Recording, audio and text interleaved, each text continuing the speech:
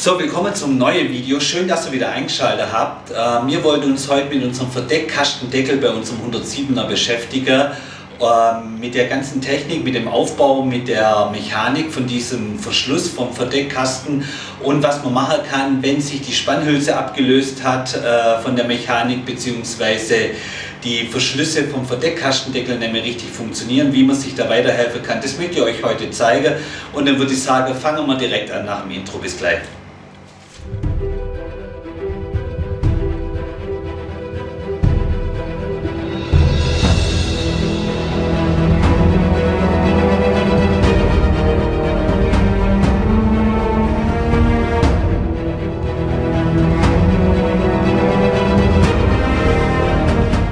So, heute Thema unter dem Motto, wie helfe ich mir selber. Heute geht es um die Mechanik von unserem Verdeckkasten, im Speziellen um die Verriegelung von diesem Verdeckkastendeckel. Auf meinem Kanal gab es früher schon mal ein Video zum Verdeckkasten, der hat sich aber eher mit diesem Lederbezug beschäftigt von unserem Verdeckkastendeckel. Die Infokarte blende ich euch jetzt ein, dann könnt ihr euch das Video auch noch anschauen. Und heute wollen wir uns mit der Mechanik von diesem Verdeckkastendeckel beschäftigen. Wir müssen uns zum Öffnen, wenn die Spannhülse sich gelöst hat, bzw. die Mechanik dieser Bautenzug nicht mehr richtig funktioniert, um die Schlösser zu entriegeln, müssen wir unser kleines Sonderwerkzeug basteln. Das kann aber jeder machen mit Haushaltsutensilien, bzw. in meinem Fall habe ich jetzt hier so eine Stange, so eine Rankhilfe aus dem Gartenbereich genommen. Und die werden wir uns jetzt so anpassen, damit wir einen Zughaken uns selber anfertigen, damit wir dann den Bautenzug vom Kofferraumdeckel betätigen können.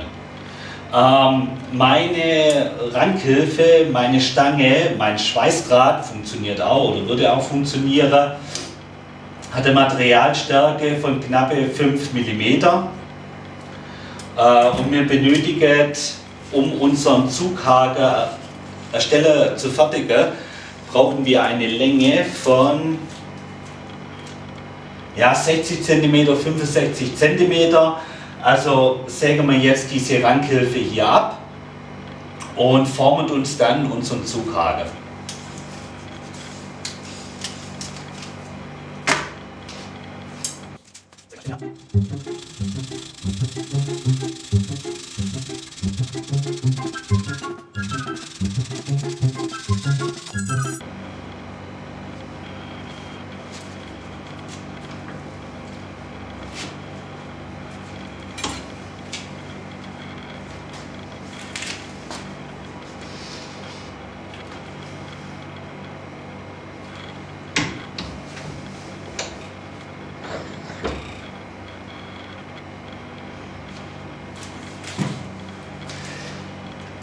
So, im Prinzip reicht es schon. Ich habe jetzt hier vorne 90 Grad Winkel, annähernd 90 Grad Winkel hier als Haken quasi geformt an meiner.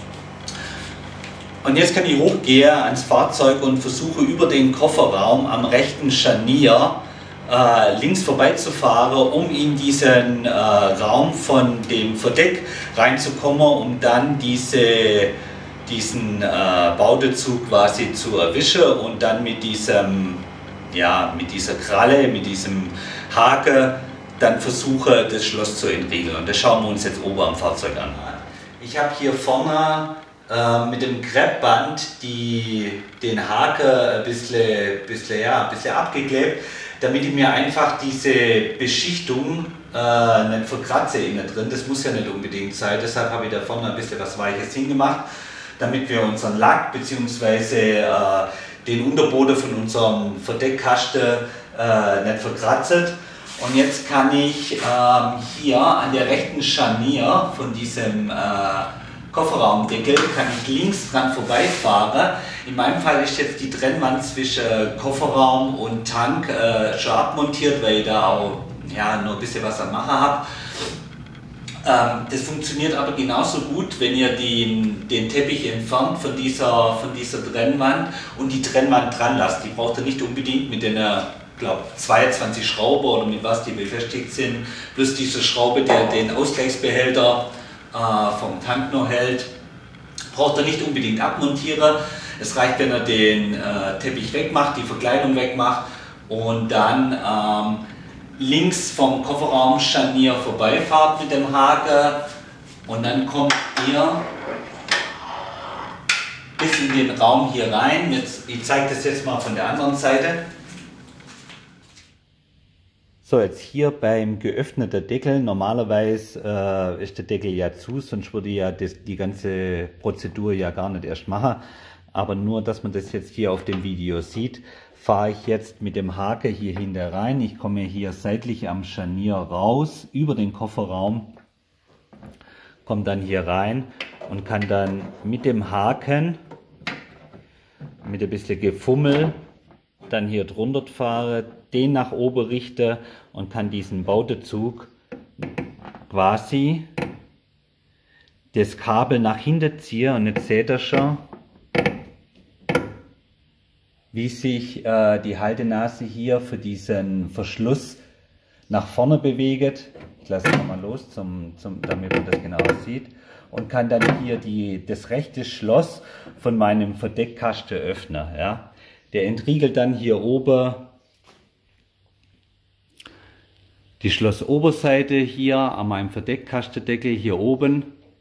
Da sind die Nase dann normalerweise drin und durch das Ziehen von diesem Spannseil nach hinten entriegel ich quasi das Oberteil von diesem Schloss und dann lässt sich auf der linken Seite zumindest mein Verdeckkastendeckel wieder öffnen. Für die rechte Seite müsst ihr das mit der Kurbel versuchen, das Schloss dann wieder aufkriegen. Wenn das nicht funktioniert, zeige ich euch jetzt beim verschlossenen Verdeckkastendeckel, wie ihr direkt über diese Blende von oben reinkommt und diese Entriegelung quasi betätigen könnt.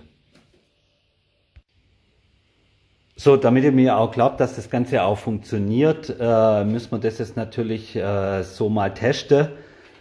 Ich schließe jetzt das Schloss hier an der rechten Seite von unserem Verdeckkastendeckel. Drücke runter, es ist jetzt geschlossen. So. Ich gehe jetzt wieder nach hinten, mein Spanndraht, mein Spannhebel, mein selbstgebauter Haken ist jetzt noch drin.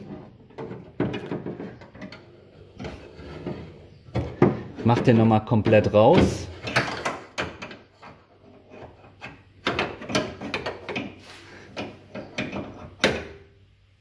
So, hier ist unser Haken. Und ich fahre jetzt hier am Scharnier vorbei.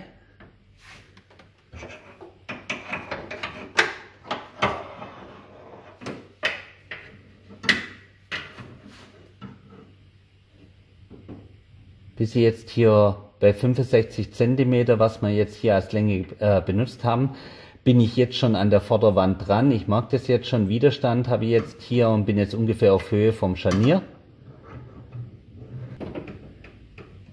Habe jetzt mein Seil, ich mag jetzt den Widerstand und ziehe es nach hinten. So, und jetzt hat es schon geklackert. Wir gehen jetzt wieder nach vorne.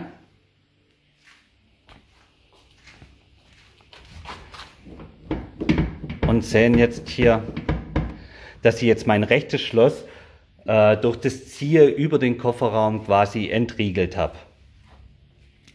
Jetzt kann ich zur anderen Seite gehen.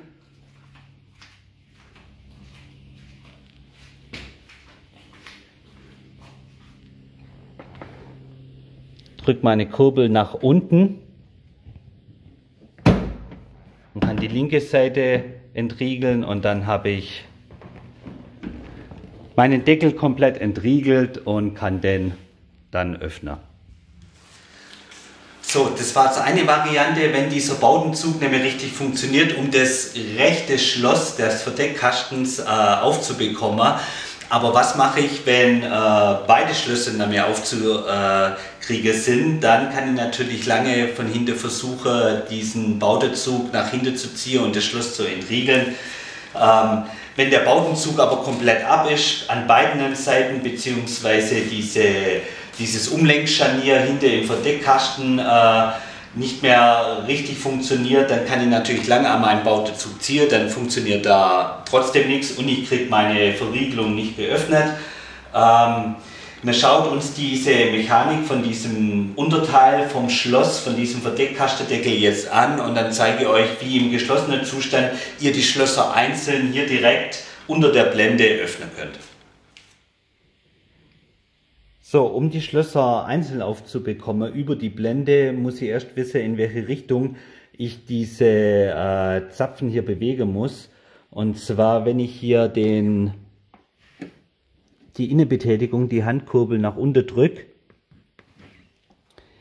geht hier das Gestänge nach hinten und geben diese Bolze hier frei. Ja. Also muss ich es irgendwie schaffen, über die Blende hier oben, wenn der Verdeckkasten geschlossen ist, diese Zapfen nach vorne zu bewegen. Und das schauen wir uns jetzt bei geschlossenem Deckel mal an. So, wie öffne ich das Schloss direkt an der Blende? Ich habe jetzt hier mein Sonderwerkzeug ein bisschen modifiziert. Ich habe jetzt hier noch ein Stück abgebogen mit 90 Grad, das ungefähr 3 cm lang ist. Vorne wieder abgeklebt, damit ich mir hier nichts verkratzt. Und fahre hier an der inneren Einkerbung hier, fahre ich mit meinem Draht rein. Das Softtop ist jetzt unter dem Verdeckkasten drin. Ich muss jetzt an dem Gestänge links vorbei und drehe den dann um 90 Grad und drücke dann die Stange, wenn die Öse drin ist, nach hinten weg. Und dann soll die nicht abrutschen. Und dann springt mir mein Verdeckkasten wieder auf. Hier, um das nochmal zu zeigen, ich bin hier oben reingefahren, fahre mit der Kamera mal ein bisschen näher hin und habe dann hier das Gestänge mit meinem Haken nach hinten weggedrückt. Dann gibt oben der Verschluss hier wieder frei und ich habe mein Schloss entriegelt. So, jetzt sind wir wieder am Ende von unserem kleinen Video zur Entriegelung von unserem Verdeckkastendeckel mit einem kleinen selbstgebastelten Sonderwerkzeug mit 2 Haken dran. Einmal hinten, um den Bautezug zu betätigen, vom Kofferraum aus und vorne direkt am Schloss, jeweils rechts und links, haben wir jetzt auch gerade eben gesehen, haben wir es am linken Schloss gemacht. Funktioniert genauso gut am rechten Schloss auch, die Technik ist die gleiche. Einfach so ein kleiner Haken mal hin und die Stange nach hinten drücken und dann löst das Schloss. So, jetzt im Anschluss gibt es die ganze Teilenummern wieder, das Bauschema nochmal von dem ganzen Aufbau über die Mechanik an diesem Verschluss. Und dann hoffe ich, dass das Video euch gefallen hat, für den einen oder anderen vielleicht auch hilfreich ist, wenn er seinen Verdeckkastendeckel nämlich mehr aufbekommt und bevor er mit der Flex oder mit der Bohrmaschine oder sonst irgendwas macht, probiert es mit dieser Stange hier und das klappt auch im Regelfall auch ganz gut.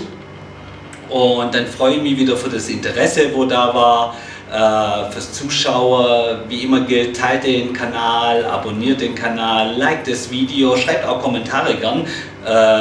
Vielleicht hat der eine oder andere auch Erfahrung gemacht mit der Entriegelung oder mit der Mechanik allgemein vom Verdeckkasten. Und dann bleibt nur bis zum Schluss dran, bis das Video zu Ende ist für die ganze Teilenummern. Vielleicht braucht der eine oder andere das Teil neu, weil der Verschluss nicht mehr funktioniert, dann könnt ihr das euch noch rausschreiben und bestellen und dann würde ich sagen, bis zum nächsten Mal, macht's gut, bis dann, ciao.